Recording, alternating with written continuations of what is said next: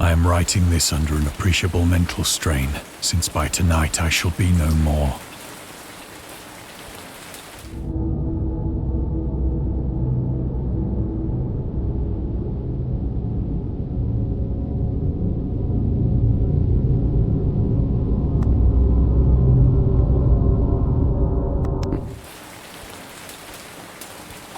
Penniless, and at the end of my supply of the drug which alone makes life endurable, I can bear the torture no longer, and shall cast myself from this garret window into the squalid street below.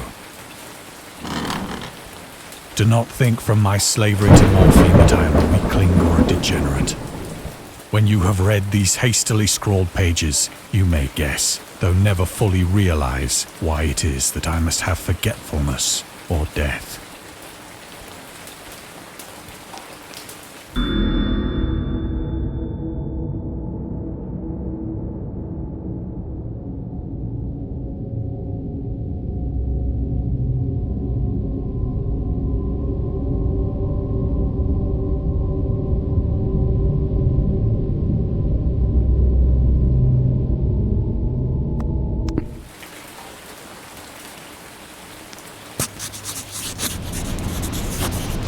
It was in one of the most open and least frequented parts of the broad Pacific that the packet of which I was supercargo fell a victim to the German sea raider.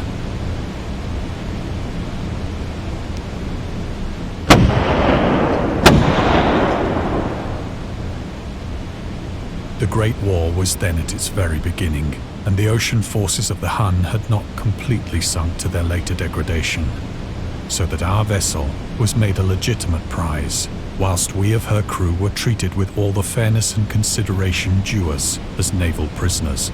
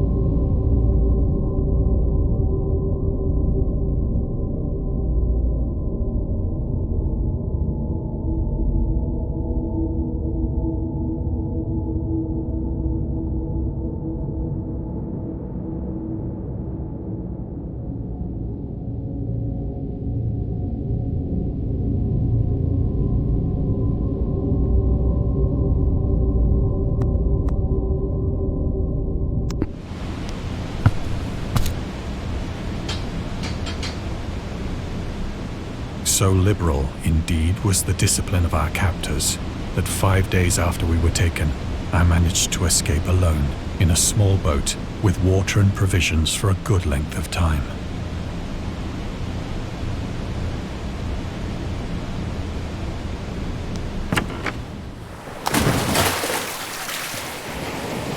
When I finally found myself adrift and free, I had but little idea of my surroundings. Never a competent navigator, I could only guess vaguely by the sun and stars that I was somewhat south of the equator. Of the longitude, I knew nothing, and no island or coastline was in sight.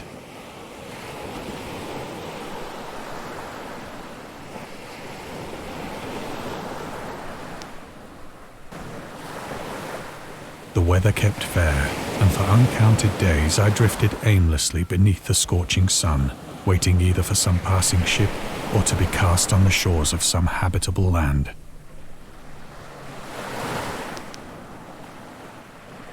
But neither ship nor land appeared, and I began to despair in my solitude upon the heaving vastness of unbroken blue. The change happened whilst I slept.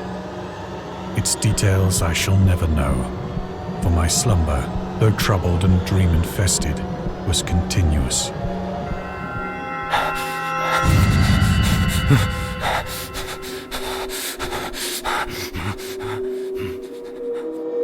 When at last I awoke, it was to discover myself half sucked into a slimy expanse of hellish black mire, which extended about me in monotonous undulations as far as I could see, and in which my boat lay grounded some distance away. Though one might well imagine that my first sensation would be of wonder at so prodigious and unexpected a transformation of scenery, I was in reality more horrified than astonished. For there was in the air and in the rotting soil a sinister quality which chilled me to the very core. The region was putrid with the carcasses of decaying fish and of other less describable things which I saw protruding from the nasty mud of the unending plain. Perhaps I should not hope to convey in mere words the unutterable hideousness that can dwell in absolute silence and barren immensity. There was nothing within hearing and nothing in sight save a vast reach of black slime. Yet the very completeness of the stillness and the homogeneity of the landscape oppressed me with a nauseating fear. The sun was blazing down from a sky which seemed to me almost black in its cloudless cruelty, as though reflecting the inky marsh beneath my feet.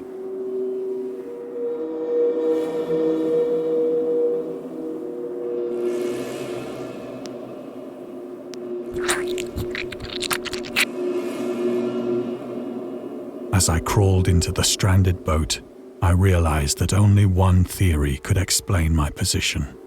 Through some unprecedented volcanic upheaval, a portion of the ocean floor must have been thrown to the surface, exposing regions for which innumerable millions of years had lain hidden under unfathomable watery depths. So great was the extent of the new land which had risen beneath me that I could not detect the faintest noise of the surging ocean, straining my ears as I might, nor were there any seafowl to prey upon the dead things.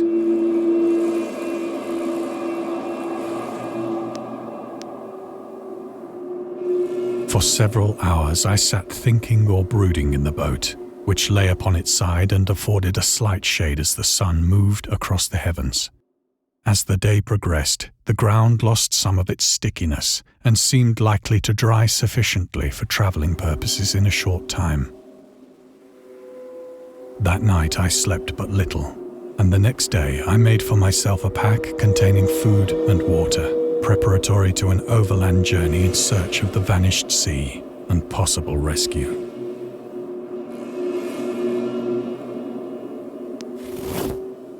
On the third morning, I found the soil dry enough to walk upon with ease.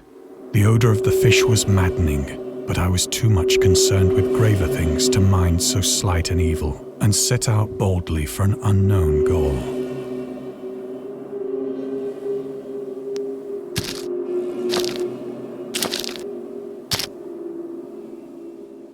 All day I forged steadily westward, guided by a faraway hummock which rose higher than any other elevation on the rolling desert.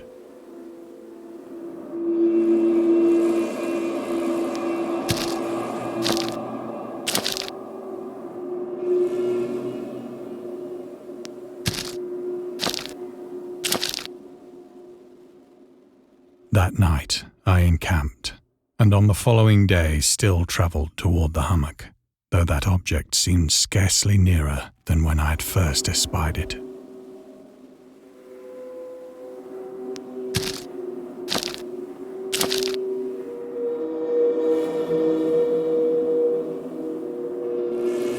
By the fourth evening, I attained the base of the mound, which turned out to be much higher than it had appeared from a distance. An intervening valley setting it out in sharper relief from the general surface. Too weary to ascend, I slept in the shadow of the hill. I know not why my dreams were so wild that night, but I was awake in a cold perspiration, determined to sleep no more. Such visions as I had experienced were too much for me to endure again, and in the glow of the moon I saw how unwise I had been to travel by day. Without the glare of the parching sun, my journey would have cost me less energy. Indeed, I now felt quite able to perform the ascent which had deterred me at sunset. Picking up my pack, I started for the crest of the eminence.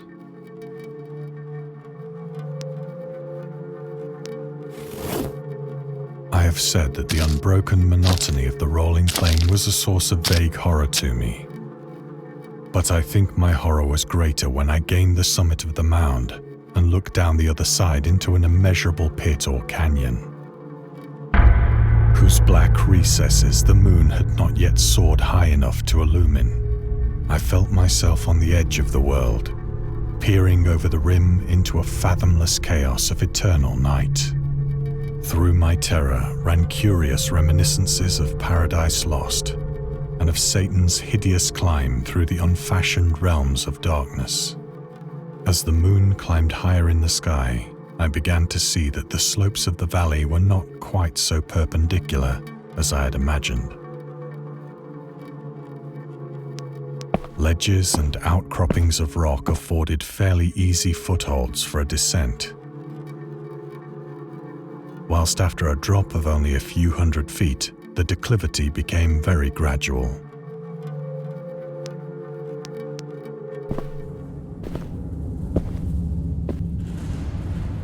Urged on by an impulse which I cannot definitely analyze, I scrambled with difficulty down the rocks and stood on the gentler slope beneath, gazing into the Stygian deeps, where no light had yet penetrated. All at once, my attention was captured by a vast and singular object on the opposite slope, which rose steeply about 100 yards ahead of me. An object that gleamed whitely in the newly bestowed rays of the ascending moon.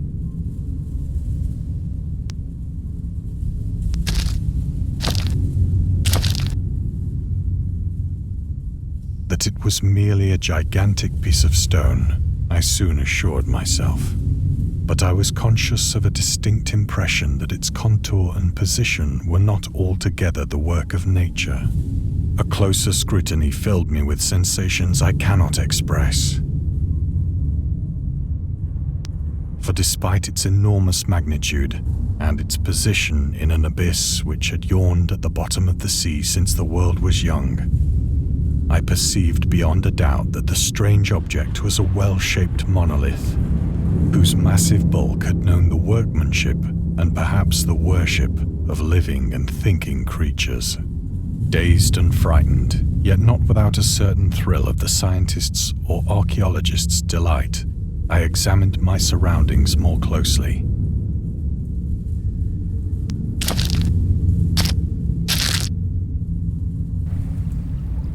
The moon, now near the zenith, shone weirdly and vividly above the towering steeps that hemmed in the chasm, and revealed the fact that a far-flung body of water flowed at the bottom, winding out of sight in both directions and almost lapping my feet as I stood on the slope. Across the chasm, the wavelets washed the base of the Cyclopean monolith, on whose surface I could now trace both inscriptions and crude sculptures.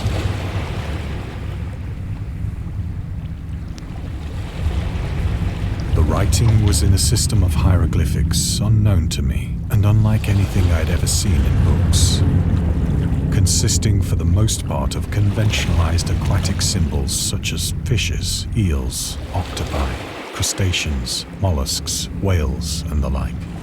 Several characters obviously represented marine things which are unknown to the modern world, but whose decomposing forms I had observed on the ocean-risen plain. It was the pictorial carving, however, that did most to hold me spellbound.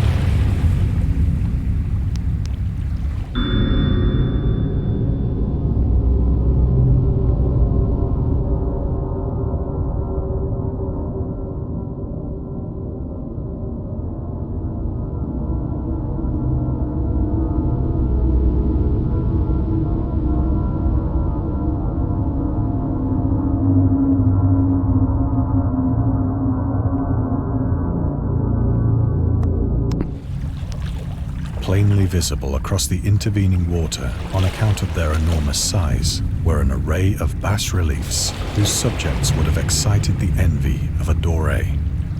I think that these things were supposed to depict men, at least a certain sort of men, though the creatures were shown disporting like fishes in the waters of some marine grotto, or paying homage at some monolithic shrine which appeared to be under the waves as well.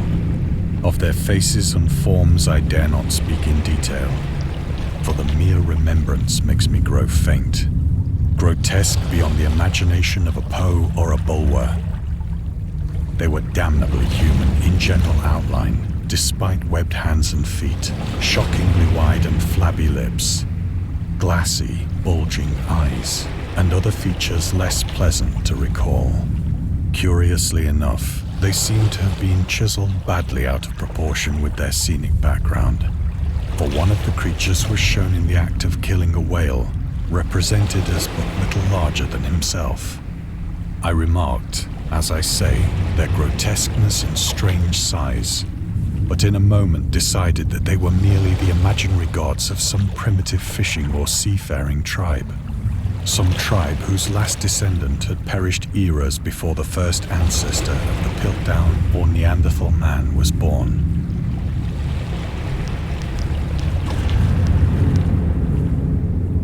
Awestruck at this unexpected glimpse into a past beyond the conception of the most daring anthropologist, I stood musing whilst the moon cast queer reflections on the silent channel before me. Then, suddenly, I saw it. With only a slight churning to mark its rise to the surface, the thing slid into view above the dark waters. Fiend-like and loathsome, it darted like a stupendous monster of nightmares to the monolith, about which it flung its gigantic scaly arms, while it bowed its hideous head and gave vent to certain measured sounds. I think I went mad then. Of my frantic ascent of the slope and cliff, and of my delirious journey back to the stranded boat, I remember little.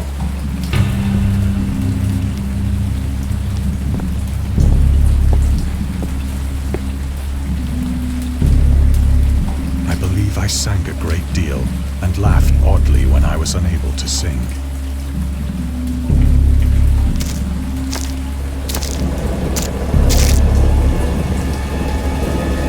I have indistinct recollections of a great storm sometime after I reached the boat. At any rate, I know that I heard pearls of thunder and other tones which nature utters only in her wildest moods.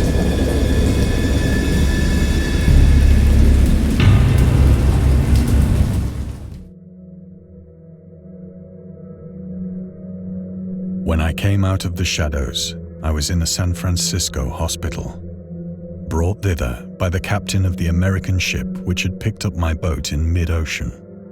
In my delirium, I had said much, but found that my words had been given scant attention. Of any land upheaval in the Pacific, my rescuers knew nothing, nor did I deem it necessary to insist upon a thing which I knew they could not believe.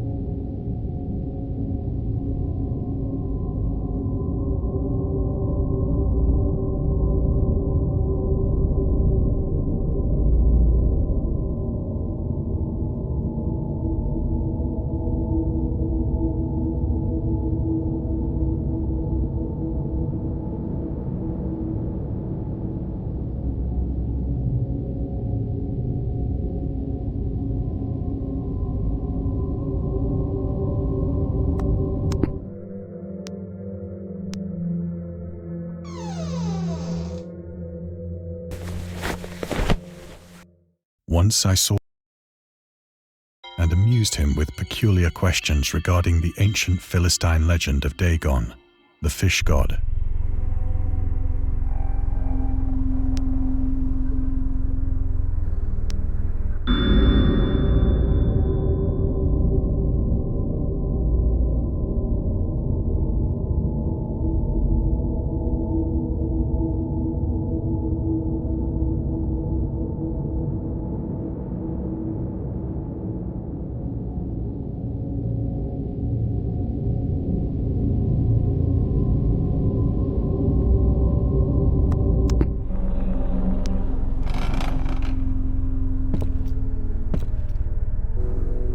But soon perceiving that he was hopelessly conventional, I did not press my inquiries.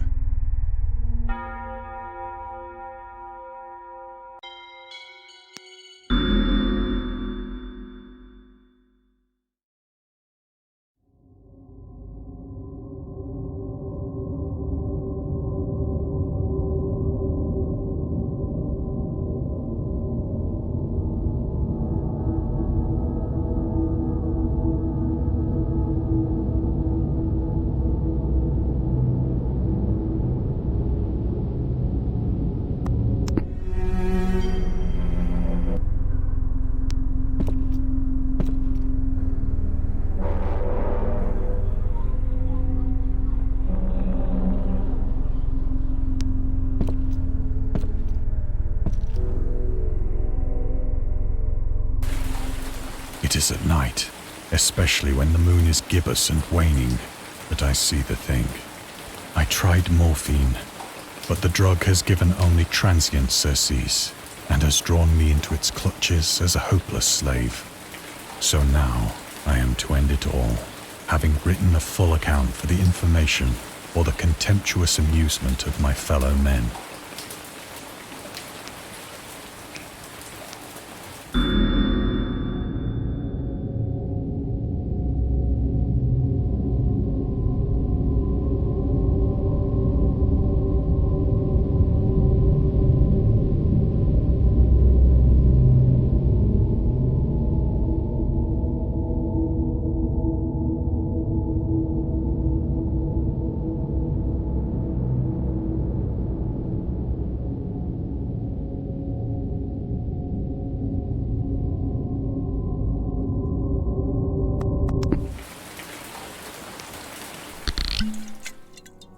Often, I ask myself if it could not all have been a pure phantasm, a mere freak of fever as I lay sun-stricken and raving in the open boat after my escape from the German man-of-war.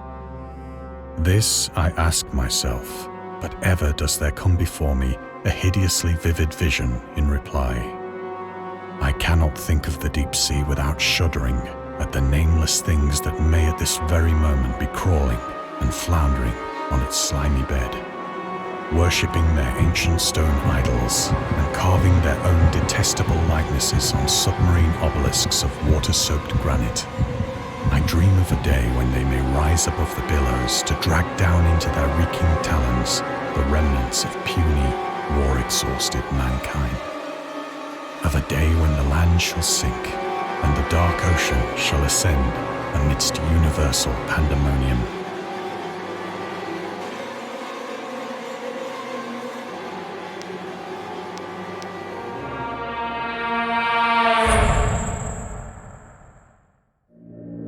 The end is near. I hear a noise at the door, as of some immense slippery body lumbering against it.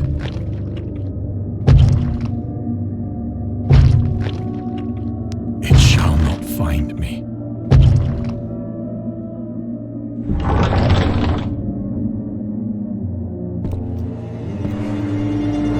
God, that hand!